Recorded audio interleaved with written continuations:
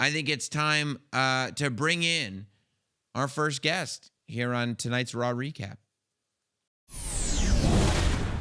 Coming at us from Raw, the master of the 619, the Hall of Famer, the legend, the general manager of AAA, Rey Mysterio. Rey, what's going on, man? What's up? How you doing? We're good. We're excited about this tournament that we found out about late last week after you and Roman had your conversation at the end of Monday Night Raw. I mean, you know, I feel like we talk about this a lot with everything that AAA is doing and the way it's like very rapidly growing and growing and growing. But for you to now see AAA represented on Monday Night Raw and this idea that a luchador is going to be facing Roman Reigns for the World Heavyweight title in Mexico City at Raw. How big is this for you and for AAA and for Lucha in general? Listen, Sam, it's been like my journey has been more than incredible. The opportunities that have been presented to me, you know, I've taken the most, I believe, advantage of.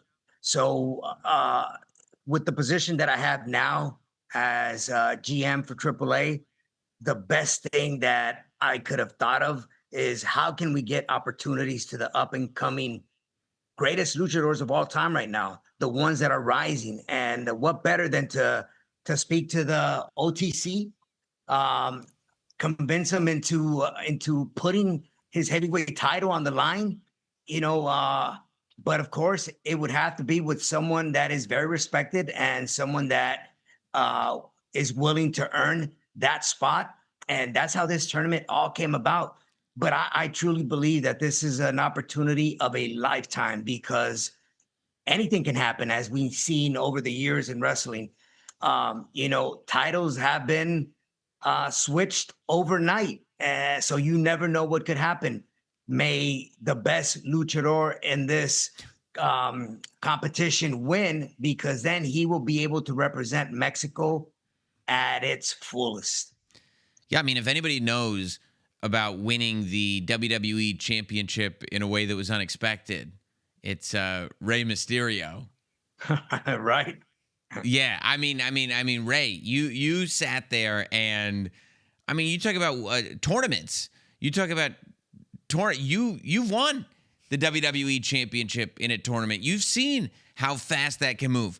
For you, I know you're the general manager of AAA, but the tournament also features Raw and SmackDown superstars. Was there any part of you that was like, man, I mean, I'm looking at a picture right there on the wall. I don't know if you can see it, from 1997, and it's you, and it's Halloween Havoc, and I mean, I know how important it is for you to be a representative of AAA and everything that's going on right now, but I also know how important it is for you to be in the ring and be a competitor. Is there any part of you that looks at the people in this tournament and goes, man, I wish that was me that had a shot at getting this Roman Reigns match in Mexico City? Oh, what 100%. There's a side of me that that battles, you know, to a certain extent. You know, I could be part of this, but I cannot be selfish, and I have to think about the up and coming young talent and what they have to display. You know, I would love to see all of their futures shine bright like mine has, you know, and the only way to do that, I believe, is stepping aside as well and giving opportunities to those that deserve it. So, you know, we have like you mentioned, talent from Raw, talent from SmackDown, and also talent, of course, from AAA. You know, it's time to make those wrestlers stand out and give them an opportunity to shine and to show what they're all about, to show them and represent lucha libre at its fullest. You know, like Laredo kid did today against Penta. Mm-hmm. You know, Psycho will eventually do it against Parka. You know, we have Wagner and Dragon, Phoenix, and El Fiscal next week. So this is a pretty stacked up tournament. And at the end of the day, we're going to know who the best luchador out of these men is. Well, an opportunity did come your way this evening when Chad Gable approached you backstage and said that he wants you to be the first person he defends his Intercontinental Championship against. I know you have quite the history with Chad Gable. What did that mean to you? Oh, I feel truly honored. Right before this whole story began with Grande Americano, that was the match that was scheduled 2 years ago at WrestleMania in Las Vegas. El Grande versus myself. And I got injured the day before. And then Chad later got injured. So that we kind of parted our own separate ways. And here we are meeting once again 2 years later. And now he is the IC champion, and the utmost respect for him to step up and take time to say, I like what you're doing. I respect what you're doing. This is a very historical moment that will be talked about for many years, and as respect and as your help that you've given me and the guidance, I want you to be the first defense for this Intercontinental Championship. So honestly, that makes me feel really good to have that opportunity once again to be able to retain gold.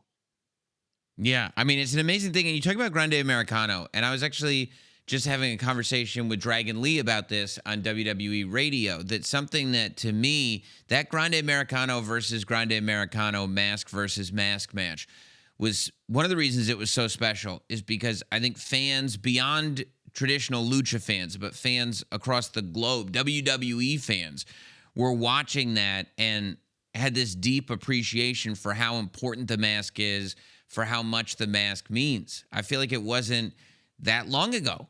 I mean, I guess it was, but in the days of WCW and in the days of, and Eric Bischoff has said that, in his mind, somebody like you needed to lose a mask if you were going to come to the States, because nobody could relate to you if you had the mask on. You had to show your face so that people could relate to you.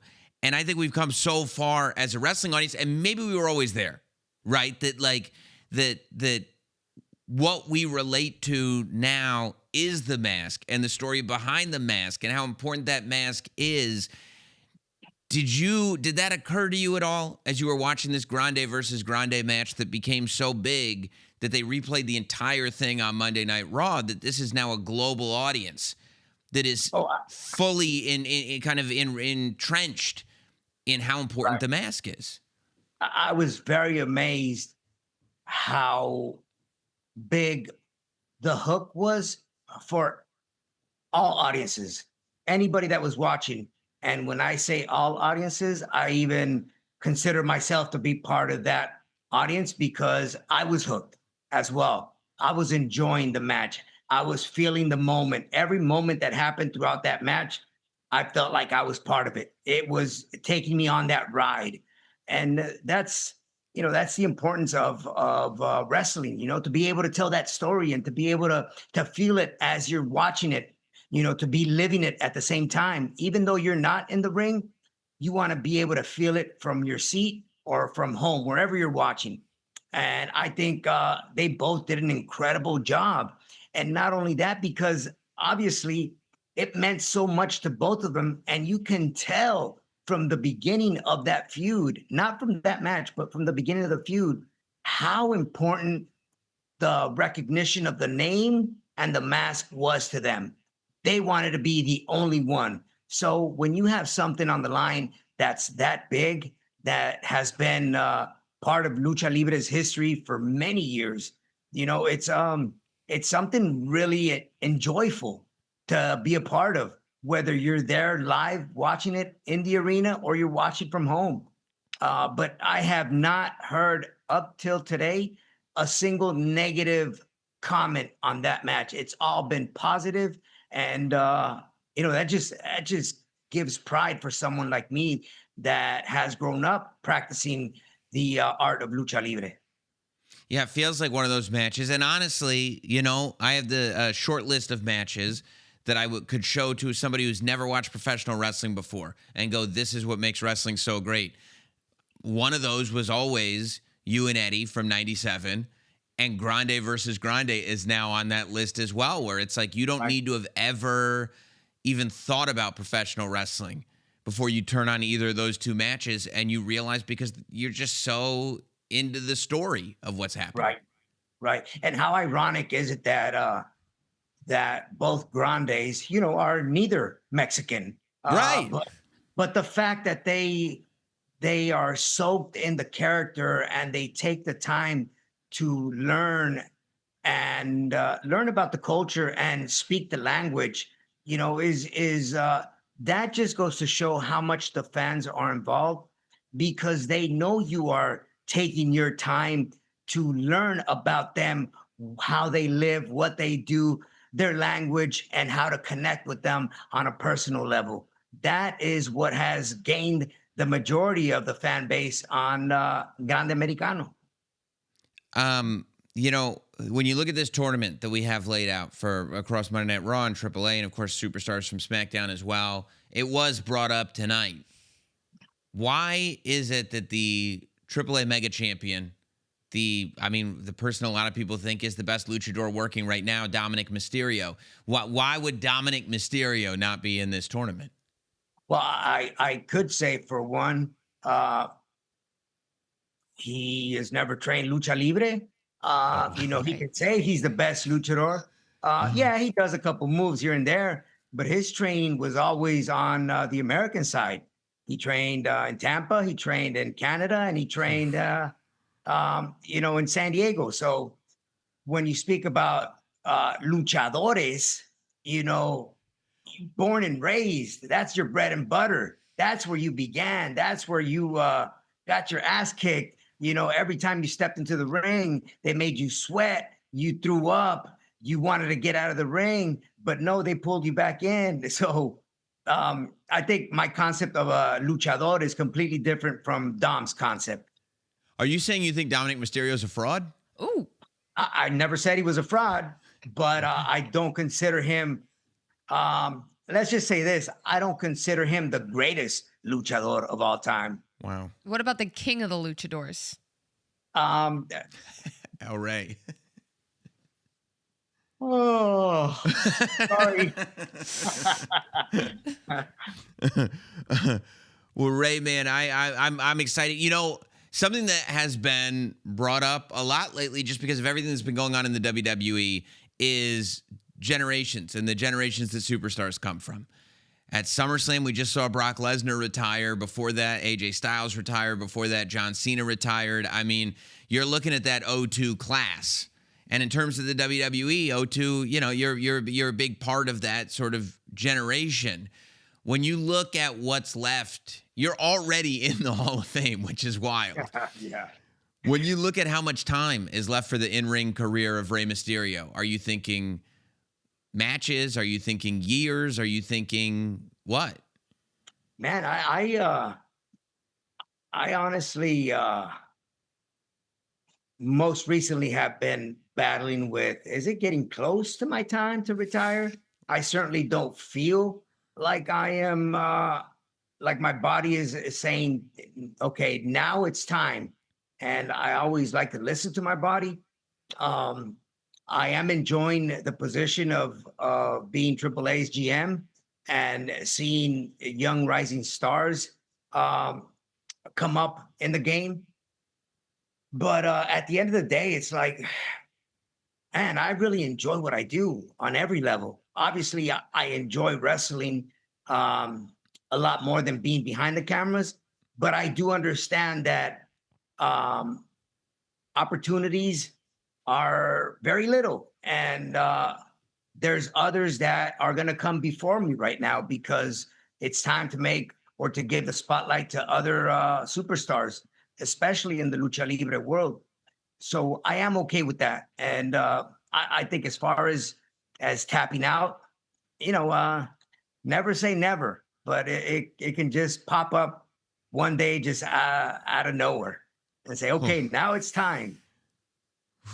Well, hopefully you win the Intercontinental title next week, and then you go on you have a whole nother run in you, right? Yeah, absolutely. Right. Absolutely. Right. Ray, thank you so much. You're the best. Thank you, Ray. Congrats on everything and the success of AAA. you, And I can't wait to see you and Gable next week, and I can't wait to see how the whole tournament pans out. Thank you, guys.